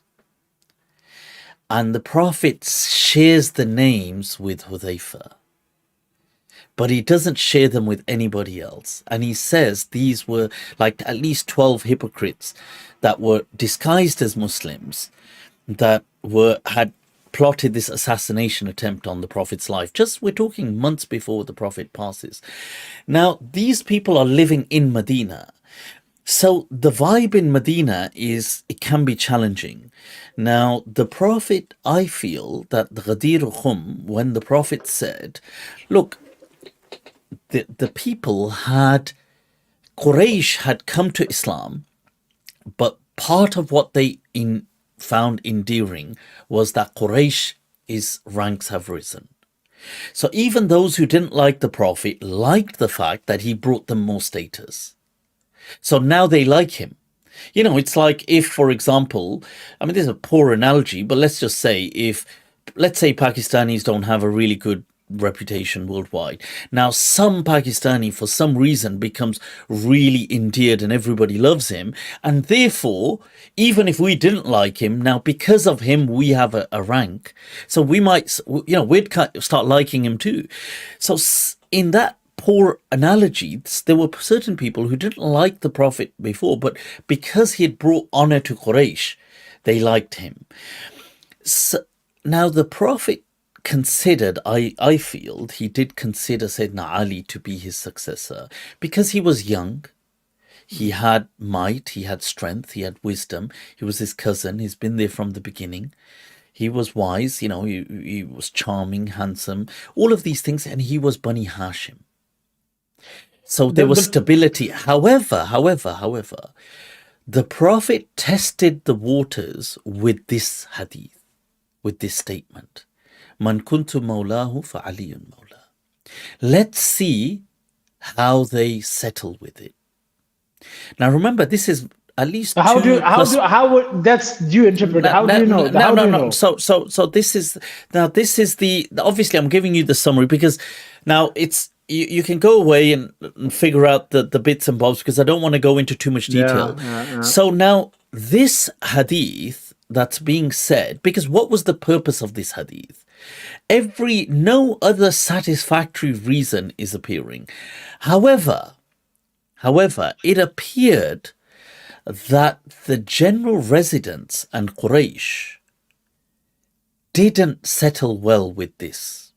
This man kuntu mawlahu fa aliyun mawla, as a potential, it wasn't marinating with them. They weren't accepting it.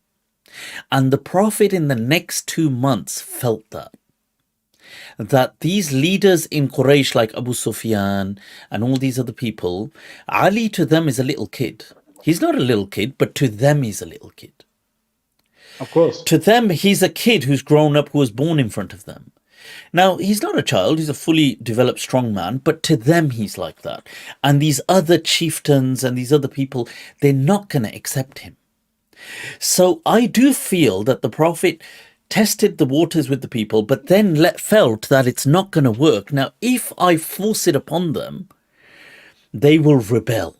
And you see, the problem with forcing something is it could snap. So if I leave it to them, they will figure it out. You know, that Allah will not abandon the Ummah. And then they chose Abu Bakr. Now, Abu Bakr would have been one of the people that the Prophet would have come up with. Unquestionably, if the Prophet was to choose a handful of people, I without a doubt feel that the first four would have been the four amongst that five. Let's say the Prophet was to have selected 5 people. So now, with that in mind, where I was bringing this, Sheikh, was that Sayyidina Ali, I feel, kind of felt this as well.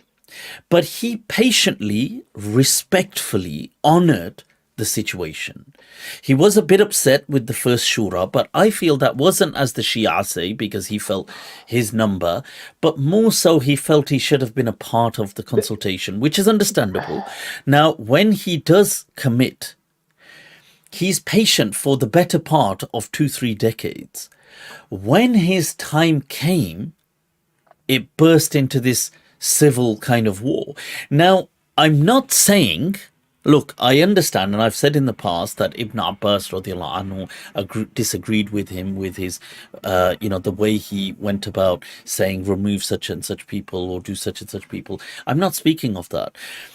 But what I'm saying is I do feel it's unfair given that, and the fact that Muawiyah was given it with a different kind of plateau. He was given it with the sense that there was these conquests, that there was now this greater territory, there was no more inner civil war, there was this peace. He did have, unquestionably, Sayyidina Muawiyah radiallahu anhu he was a great statesman. He had that kind of the astuteness, that political astuteness of a diplomat. He definitely had that. But I just feel that saying it in that sentence like that, it's unfair, because I know Ghamidi Saab would never mean it in any kind of disrespect. He's too, learned of a figure.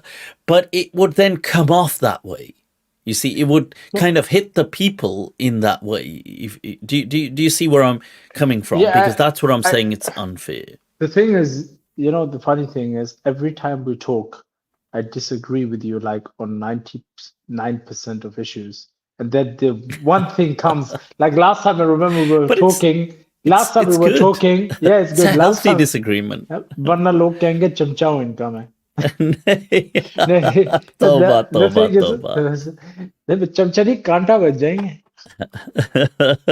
Now what I was saying is basically that last time it was the whole shirk and Barelwi and this grave thing and this shrine and stuff, and this time it's this issue. The thing is, Mufti Saab, I wouldn't agree with you, because I think what you're doing, again, you're not doing it by purpose. I think it's very dangerous, because it's opening a door. It's opening door. Okay, the door it opens. No, I don't mean to open a door. And I apologize if it's coming off. If it's coming off.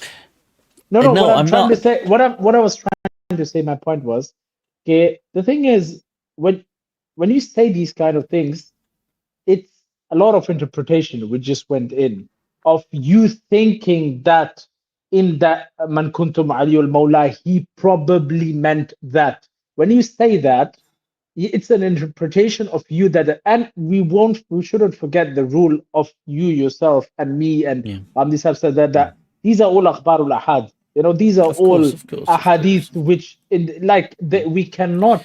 No, of course, I wasn't there. You weren't there. Yeah, so it's not like we can we can actually, because when you say that the Prophet probably thought no, that, keeping in mind, I am actually I am somebody that is that clearly supports Muawiyah radiallahu an, and I'm not one of these people that disses Sayyidina Muawiyah radiallahu an. In fact, I believe his contribution was amazing and invaluable. I'm just trying to make the point that if we believe these interpretations and take them the way you said it, the problem is everything what happens after that, you realize, from Abu Bakr's side to Fatima, Umar's side, these things become very, the intentions become weird. You understand? It can be looked at.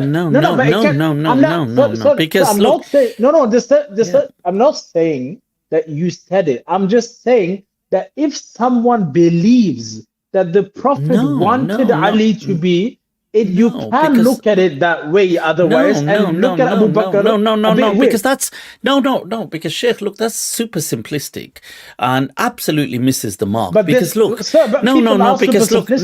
mass of people is super simplistic. Not on this point. Hear me out. Not everyone thinks the way you hear me out.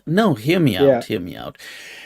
Look, nobody is saying nobody believes that the Prophet dictated who the leader should be. Nobody believes that, right? So the Prophet didn't dictate who the leader should be, whereas he could have. It would have just taken a few seconds. So it was not something he could not do. Even the the Raziyatul Khamis hadith, the tragedy of the Thursday hadith that the Shia used, it's a false angle, because look, the Prophet was still alive for several days after that. He didn't pass away on that day. So all he had to say was just say, look, guys, this is the leader. In fact, the fact that there should be one leader after the Prophet is not even definitive. Hence, in Bukhari, what did the Ansar say? They said, I'll tell you how we do it. You guys have one leader, we'll have one leader. Minkum Amir wa minna Amir.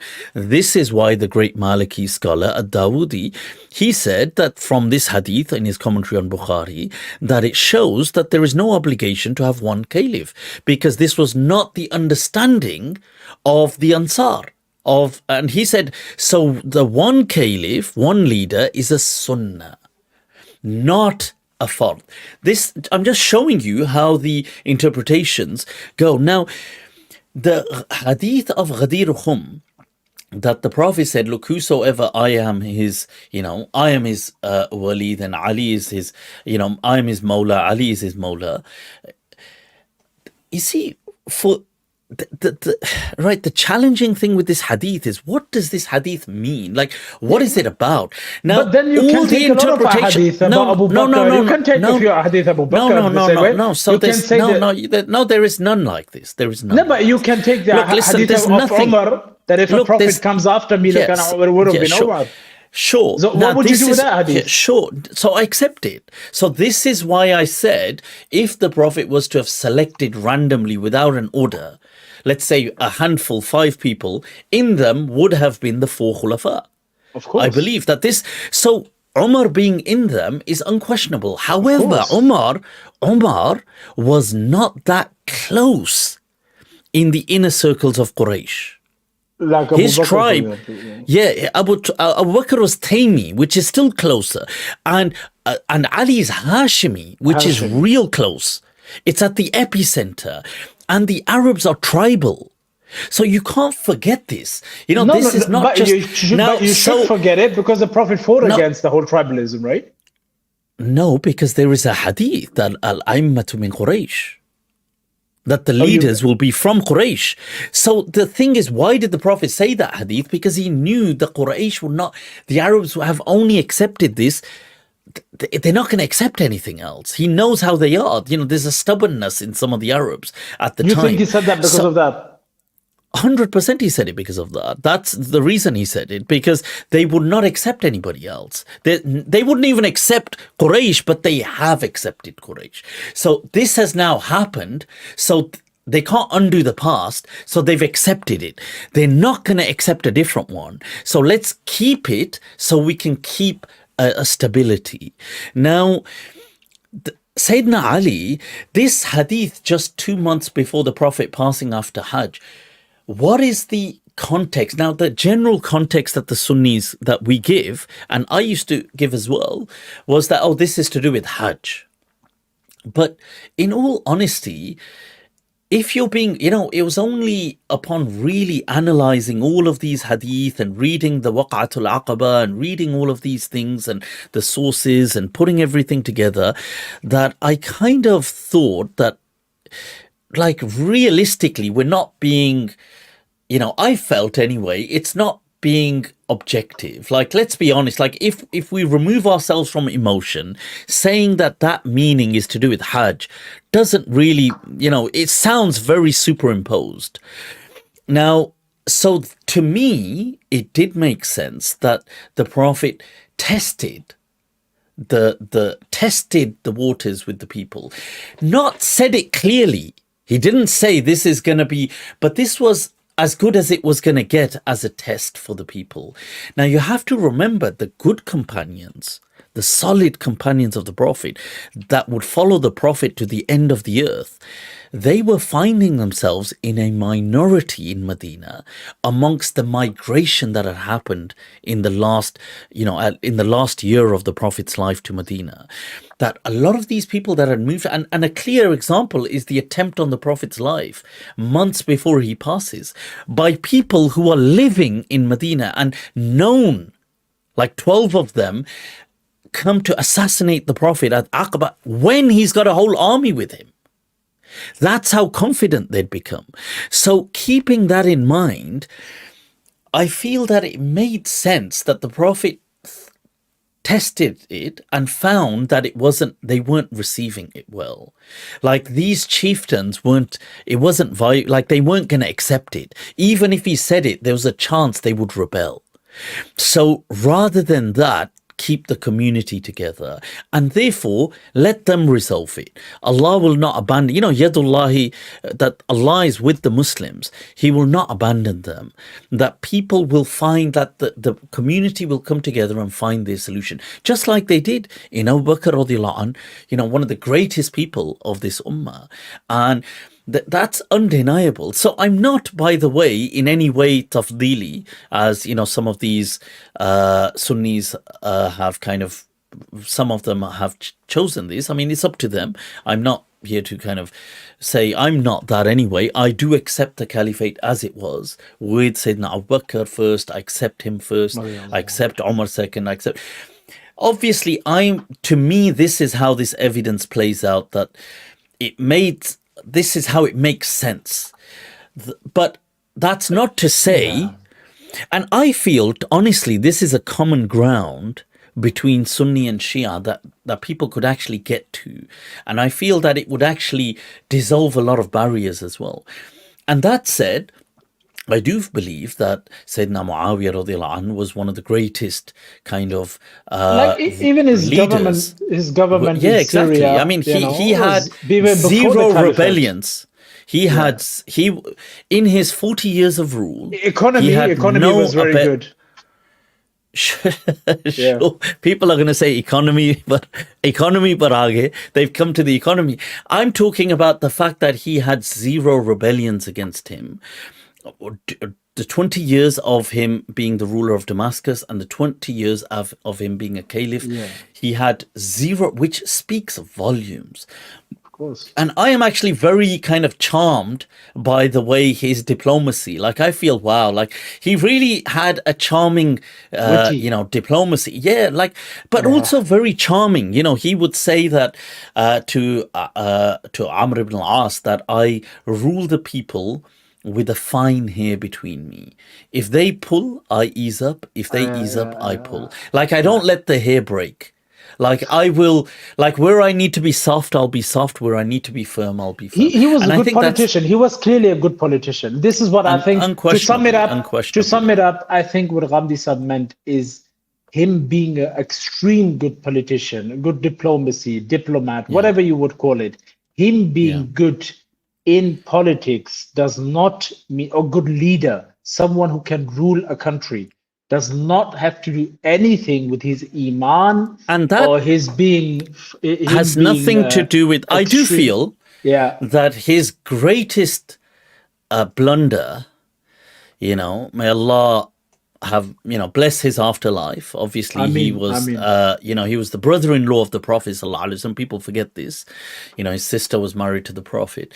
But his greatest blunder was his, the blinding love he had for his son Yazid, who was one of the greatest calamities for this ummah.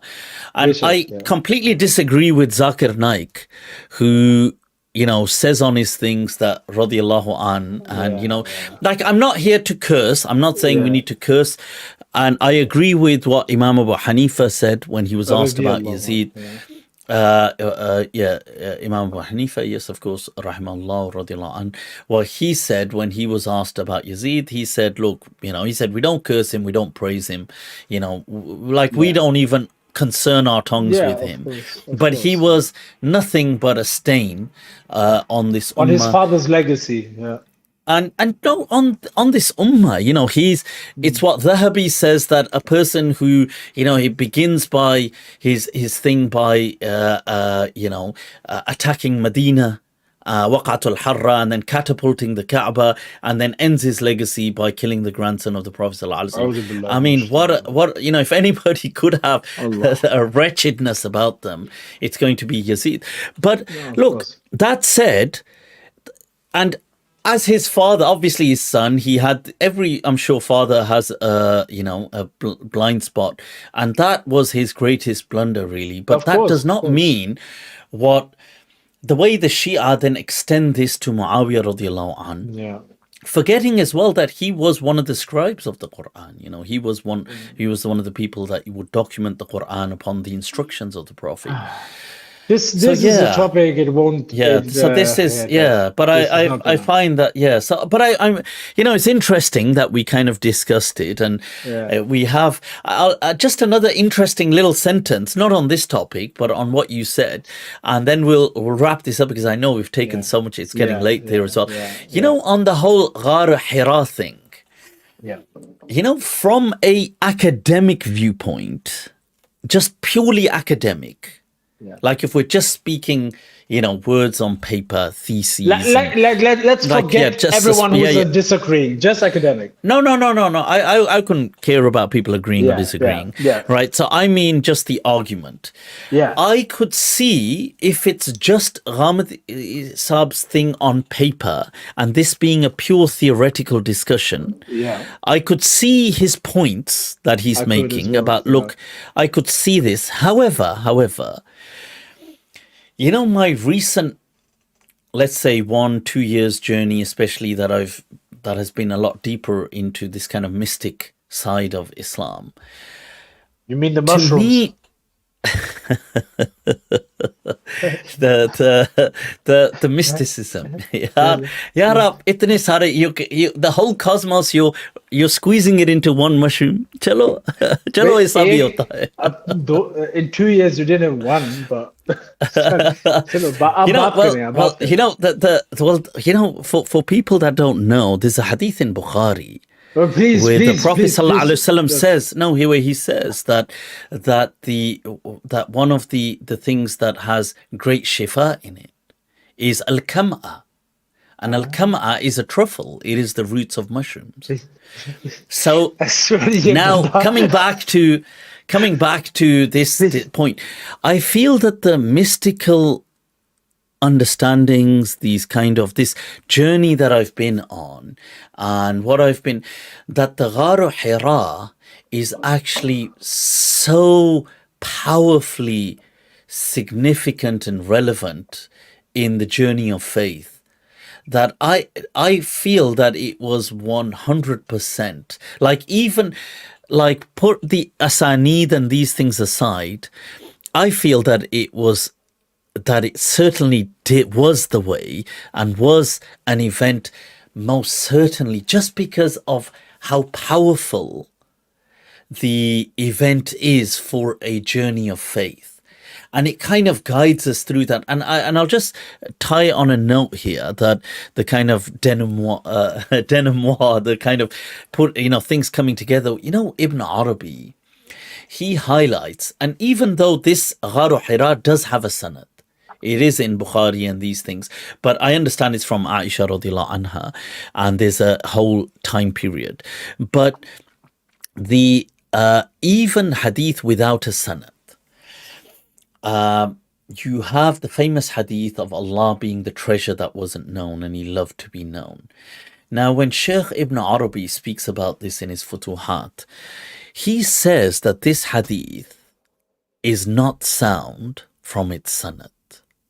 However, he says we have come to learn through our experience of Kashf that this most certainly is real and authentic.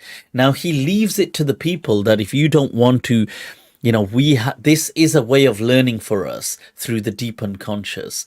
But I understand some people may not want to, walk that walk, so they don't have to accept it. But I do find myself with, under the tutelage of these great shuyukh like Shaykh Ibn Arabi, and I do feel that this hadith is actually very powerful.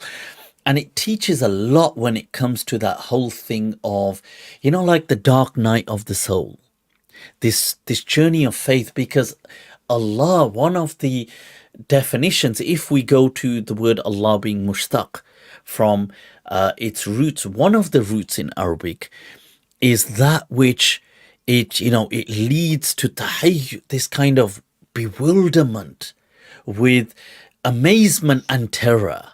Because, in English, you have that mysterium tremendum et fascinans, the great mystery that terrifies yet fascinates. That this is Allah Jalla Jalaluhu, that His Jalal can terrify in a way, awe-striking, awesome in that classical awe sense.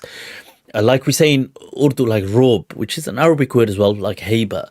But at the same time, attracts you so powerfully. So I do find this being invaluable, like such a source. So I, just want to just bring that to kind of tie it up, that it has great value. But Sheikh, really, it's been so amazing speaking to you, sharing these conversations, and you giving your time. Honestly, Allah bless you. And it's been a pleasure, Yad. We haven't spoken in this length now for quite a while. So thank you, Mufti Saab, and always welcome, of course. And it's an honor that you chose me for your comeback. And I hope that I have had a few already, actually. So I think you've missed them. I'm gonna send you. I'm gonna send you. ऐसे special feel कर रहे थे. You are special, yaar. You are. You're in your own league. Alhamdulillah. That's what you say to. So, barakallahu feek. May Allah bless you and keep making content again. And people miss Shukran. You. And inshallah. If people want to reach out to you, is there something you would say, Shaykh AbdurRahman? Any particular? Well, if there are people who have like private maybe channels or something, they can just talk to you and then you can reach. Okay, sure. I mean, but are you happy for that? You happy for me to share your number with people? No, if they ask. If it's like someone who has no organization or something. Oh, like that. No, that I would without a doubt. I meant if somebody from the public want to reach out, is there an Instagram page or something or anything? If someone still not, and I think people should come to you. Okay, sure. Guys, you have the more knowledgeable, wiser person in front of you guys. Right. Allah bless you, man. Allah bless and you. If you have water, you don't need tayammum. So. Hi. क्या बात है यार. Charm कर देते हो यार. You charm people. This is the charming quality of Shaykh AbdurRahman Ghauri. If the water is unavailable, then loji Ghauri. Okay. Guys, Allah Shukran, and all of you as well. Allah bless you all. And somebody just mentioned chamomile tea. Well, Rahim, we would love that, absolutely. Allah bless you and your tea. Ameen. Ameen. Ameen. Right. And those of you that do want to reach out, you're more than welcome. Instagram for any quick questions. Do subscribe to the channel, and inshallah there will be many more discussions to come. For those of you that are looking for one-to-one consultations, you can reach out to patreon.com, what I've got here written on the bottom right, patreon.com/Malm, and you can book yourself in. That also allows you to join my Discord channel, where we do have we do have a couple of group sessions as well there, and obviously you have the other chat functions. Other than that, people, take very good care of yourselves. Allah bless you all. Once again, upon ending, we make dua for our brothers and sisters that are suffering around the world, especially in Gaza, in Lebanon, in Yemen, anybody standing up for truth and justice, and may Allah grant them a swift victory. Ameen. Nasrun min Allahi wa fatun qareeb. Wa salamullahi alaykum, all of you. Wa khuda hafiz, people. Assalamu alaikum.